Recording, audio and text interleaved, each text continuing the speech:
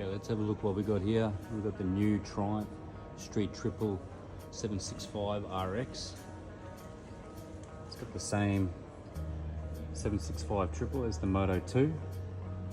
It's got your fully adjustable shocks, Brembo brakes, Nick Solins. Full billet CNC machine top yoke with clip-ons. But check out this colour. It's matte aluminium with the gloss Diablo Red. Beautiful colour.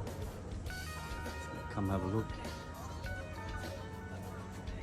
It's got Triumph Quick Assist as well. Keep going. Have a look at this install, guys. It's beautiful.